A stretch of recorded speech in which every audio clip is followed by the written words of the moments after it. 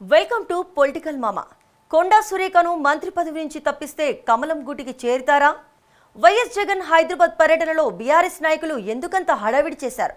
స్థానిక సంస్థల ఎన్నికల టీడీపీ సిట్టింగ్లకు కునుకు లేకుండా చేస్తుందా? వైసీపీ ఫేక్ సర్వేలతో జిమ్మిక్కులు చేసి ప్రజలను తప్పుదోవ పట్టిస్తుందా? ఇలాంటి కథనాలతో ఇవాల్టి పొలిటికల్ మామా మీ ముందుకు వచ్చింది.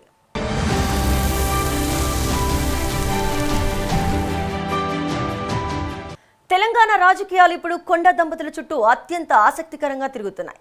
కొండా సురేఖ జన్మదినం వేదికగా ఆమె కుమార్తె సుస్మిత ముఖ్యమంత్రి రేవంత్ రెడ్డిపై చేసిన అనుచిత వ్యాఖ్యలకు కాంగ్రెస్ పార్టీలో తీవ్ర కలకలం రేపుతున్నాయి.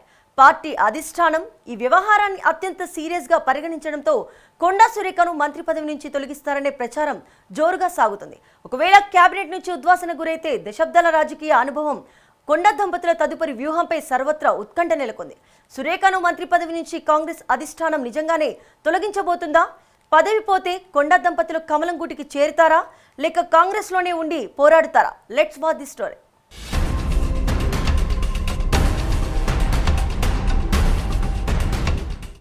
తెలంగాణ కాంగ్రెస్ పార్టీలో కొండా సురేఖ వ్యవహారం ఇప్పుడు ఒక పెద్ద రాజకీయ దుమారంగా మారింది.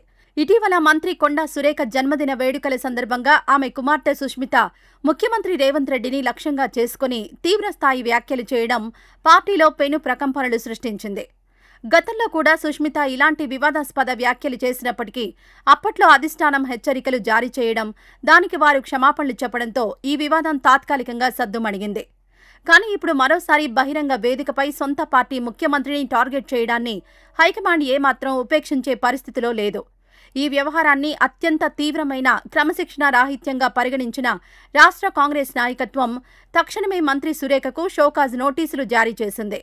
అయితే ఈ నోటీసులకు స్పందించిన సురేఖ తన కుమార్తె చేసిన వ్యాఖ్యలతో తనకు ఎలాంటి సంబంధం లేదని, అవి ఆమె వ్యక్తిగత అభిప్రాయాలని వివరణ ఇవ్వడం నాయకత్వానికి మరింత ఆగ్రహం తెప్పించింది.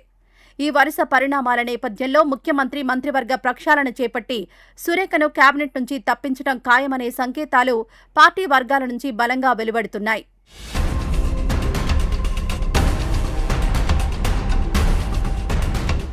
ఒకవేళ కొండా సురేఖను మంత్రి పదవి నుంచి తొలగిస్తే ఉమ్మడి వరంగల్ జిల్లాలో వారి బలాబలాలు ఏంటన్న దానిపై రాజకీయ వర్గాల్లో ఆసక్తికరమైన లెక్కలు మొదలయ్యాయి.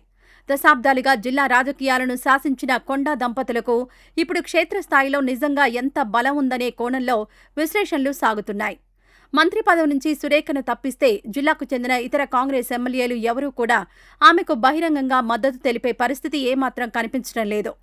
అంతా ముఖ్యమంత్రి వైపే మొగ్గు చూపుతారన్న వాస్తవం స్పష్టమవుతోంది.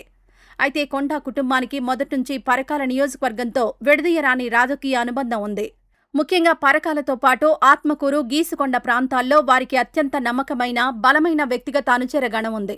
పార్టీలతో సంబంధం లేకుండా దశాబ్దాలుగా వారిని నమ్ముకున్న క్యాడర్ అక్కడ స్థిరంగా ఉంది.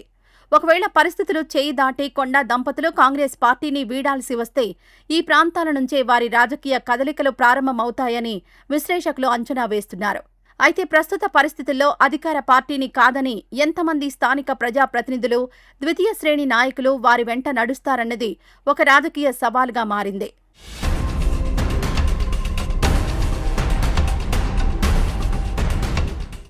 కొండా కుటుంబం రాజకీయ చరిత్రను ఒకసారి నిశితంగా పరిశీలిస్తే వారు ఇలాంటి సంచలన నిర్ణయాలు తీసుకోవడం, అసమ్మతి గళం వినిపించడం కొత్తేమీ కాదు. 2009లో ఉమ్మడి ఆంధ్రప్రదేశ్ ముఖ్యమంత్రి వైఎస్ రాజశేఖర రెడ్డి ఆకస్మిక మరణం తర్వాత రాష్ట్ర రాజకీయాలు కుదుపునకు గురయ్యాయి. ఆ సమయంలో ముఖ్యమంత్రిగా బాధ్యతలు చేపట్టిన రోసయ్య కేబినెట్లో తాను కొనసాగలేనంటూ మంత్రి పదవిలో ఉన్న కొండా సురేఖ తీవ్ర అసంతృప్తితో రాజీనామా చేశారు. ఆ నిర్ణయం తీసుకున్న సమయంలో ఉమ్మడి వరంగల్ జిల్లా నుంచి పలువురు ఎమ్మెల్యేలు, నేతలు సురేఖ వెంట నడుస్తారని భారీగా ప్రచారం జరిగింది. కానీ తీరా రాజీనామా చేసిన తర్వాత ఆమె వెంట ఎవరూ రాకపోవడంతో సురేఖ రాజకీయంగా ఒంటరి అయ్యారు.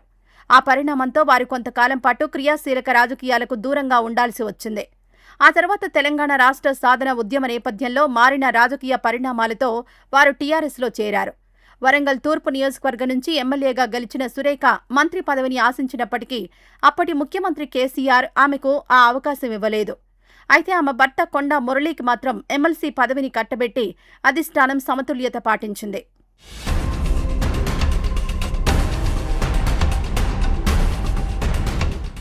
టీఆర్ఎస్లో ఉన్న సమయంలో 2018 ఎన్నికల్లో తమ కుమార్తె సుష్మితకు పరకాల నుంచి అసెంబ్లీ టికెట్ ఇవ్వాలని కొండా దంపతులు అధిష్టానాన్ని బలంగా డిమాండ్ చేశారు.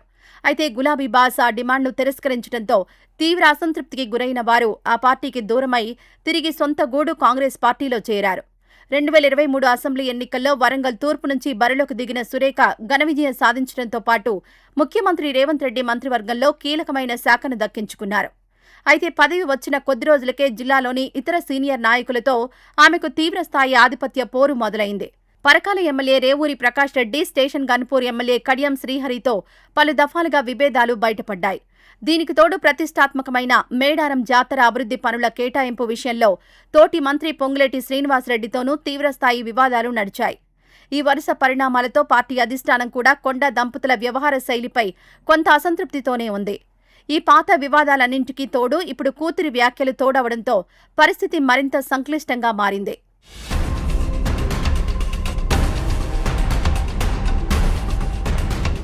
ఒకవేళ ఇప్పుడు గనక సురేఖ మంత్రి పదవి కోల్పోతే ఆ తర్వాత కొండా దంపతులు తీసుకోబోయే సంచలన నిర్ణయం ఏంటన్నదే ఉమ్మడి జిల్లా రాజకీయాల్లో ఆసక్తికరంగా మారింది.